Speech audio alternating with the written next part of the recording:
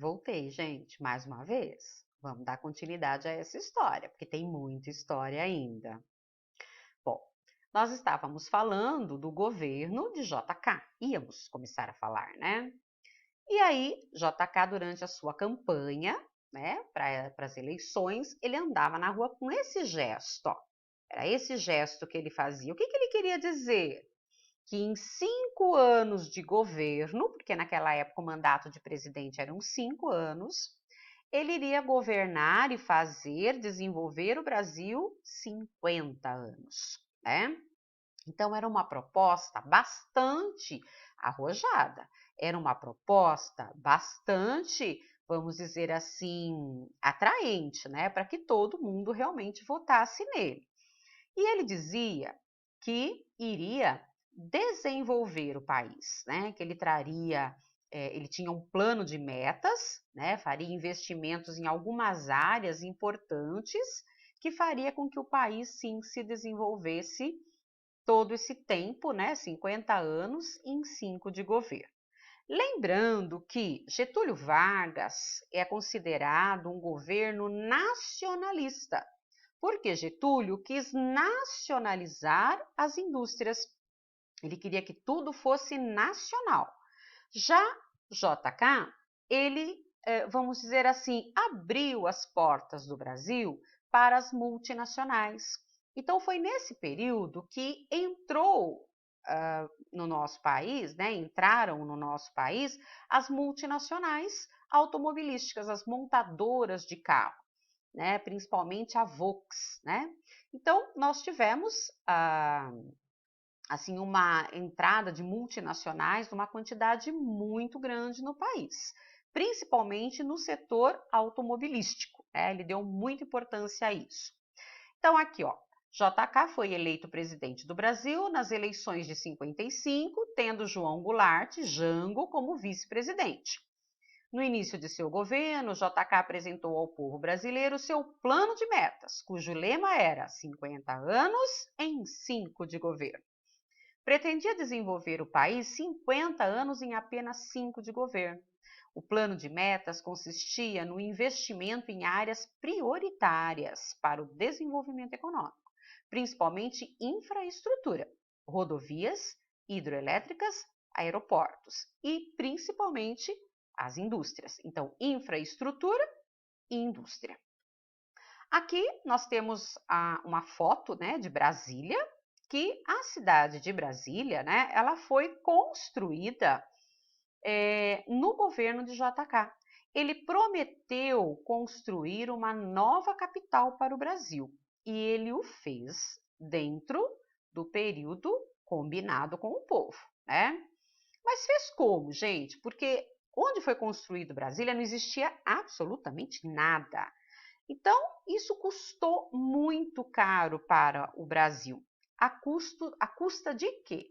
De muito empréstimo norte-americano. Então, eu abro meu país para você, você vem com as suas multinacionais, você vem com a sua indústria, mas você me empresta dinheiro para fazer aquilo que eu preciso. Então, JK, ele deixou uma dívida para o sucessor gigantesca, né? E ele conseguiu construir Brasília. Bom, acontecimentos do governo JK: construção de estradas, então Belém, Brasília, e usinas de Furna e Três Marias. Então, está investindo na indústria de base, né?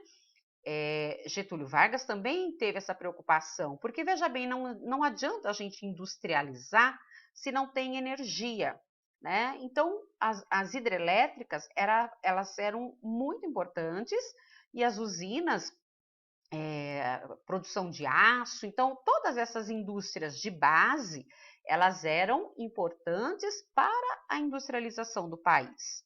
Então, vejam bem, não dá para a gente falar que todo governo teve uma coisa ruim. Tá, pode ter feito coisas ruins, mas tem coisas boas também, né? O desenvolvimento, ele veio numa sequência para o nosso país. Cada governo teve uma parte importante nesse processo de desenvolvimento e nessa história. Bom, na sequência, a gente tem a construção de Brasília. a implantação da indústria automobilística, empréstimos e endividamento externo, que eu já disse a vocês, a urbanização intensa, mas também desordenada. Então, as cidades não eram organizadas e aí surgiram essas cidades amontoadas que, em muitos casos, viraram favelas, né?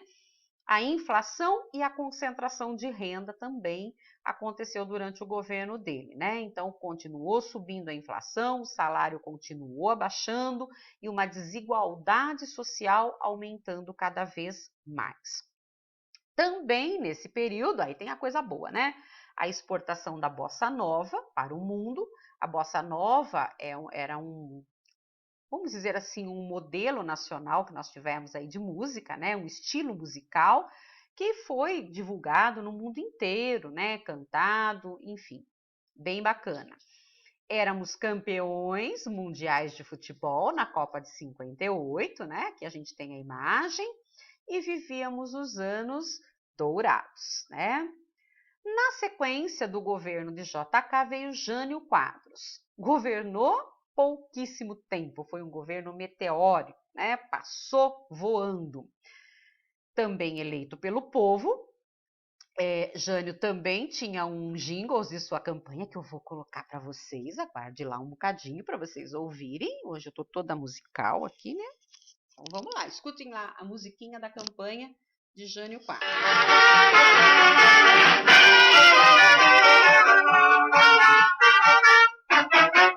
Mare, mare, mare, mare, mare, vassourinha. Mare, mare, a bandadeira. O povo está cansado de sofrer dessa maneira. Jânio Quadros é a esperança desse povo abandonado. Jânio Quadros é a certeza de um Brasil moralizado. Tarefa, meu irmão, vassoura conterrâneo. Vamos vencer com Jânio.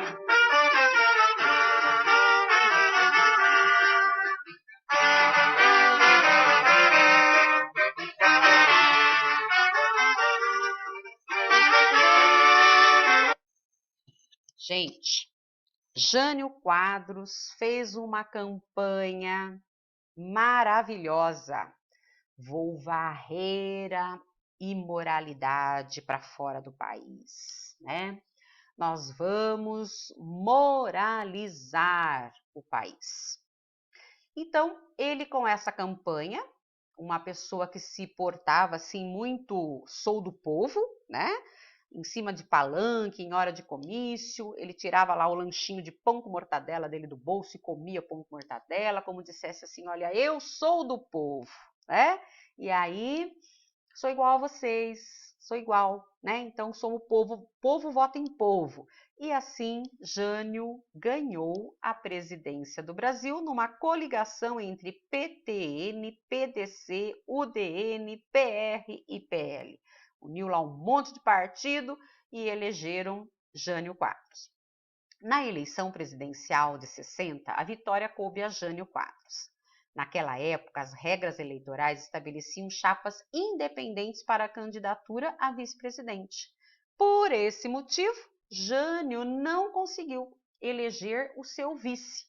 Quem foi eleito vice foi da chapa da oposição, do PTB, João Goulart, né? Mas tudo bem, vamos governar junto, né? Então, João Goulart ele foi reeleito, porque ele já tinha sido vice-presidente em outro momento, né? Aí, a gestão de Jânio foi breve, né? Durou lá 7 meses de governo. Aí, mas por que será que aconteceu isso, né? Ele acabou renunciando. Então, durante esse período, Jânio, tanto na política externa quanto na política interna, ele teve algumas atitudes que contrariavam vários setores da sociedade brasileira, né? Ah, que tipo de atitudes? Por exemplo, ele se preocupava com a moral, no sentido assim, as mulheres não podem usar biquíni no desfile de Miss. Então, ele proibiu o uso de biquíni no desfile de Miss. Proibiu a briga de galo. Então, assim, ele tinha umas atitudes, assim, um pouco estranhas, né? Ele tirou o subsídio que era dado ao petróleo e ao trigo. Então fez com que o preço do pão subisse muito, do combustível subisse muito. O que é subsídio? O governo ajudava com um valor para o preço não ser muito alto, e ele tirou esse subsídio, então o preço subiu muito. Então ele foi descontentando vários setores da sociedade brasileira e desagradando, né, começaram as pressões para que ele renunciasse. E aí o que ele pensou?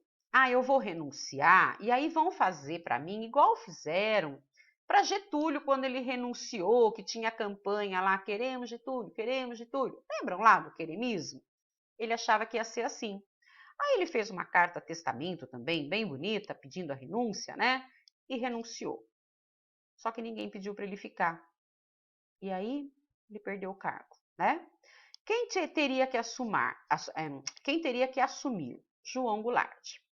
Só que João Goulart, gente, tinha uma tendência muito forte ao comunismo.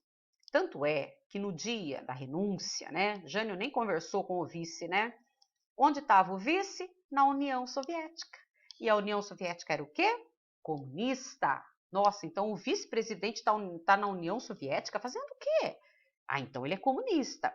Então, o que aconteceu? Os ministros militares, né, e as classes dominantes ficaram com medo de dar o governo para João Goulart. Mas mesmo assim, depois de tantas tentativas e tentativas, ele acabou assumindo o governo. Mas assumiu de que jeito? Através do parlamentarismo. Era uma forma de governo onde o primeiro-ministro tinha mais poderes que o próprio presidente. Mas depois de uma grande campanha, né, onde Leonel Brizola, né, que era cunhado de Jango, acabou conseguindo, através de um plebiscito, Jango foi aceito como presidente, mas teve muito trabalho para conseguir isso. Bom, aí o que ele fez?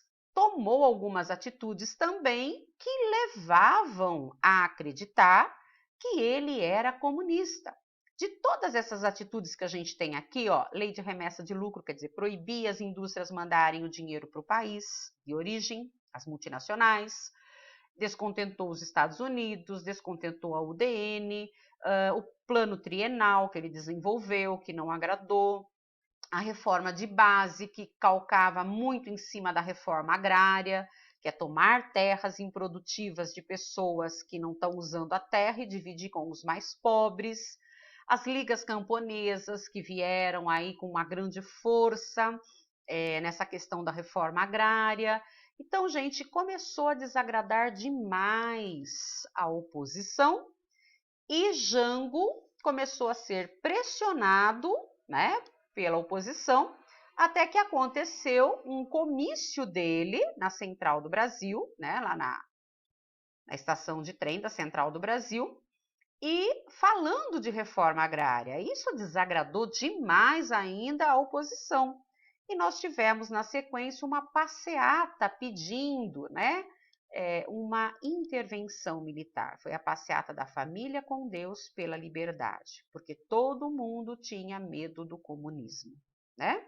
E nessa sequência, o que nós tivemos? As forças militares, as forças armadas, então colocaram os tanques na rua e depuseram Jango e os militares assumiram o poder, né? Tendo início assim uma ditadura militar que durou no Brasil por 21 anos. E os nossos governos populistas acabaram, né?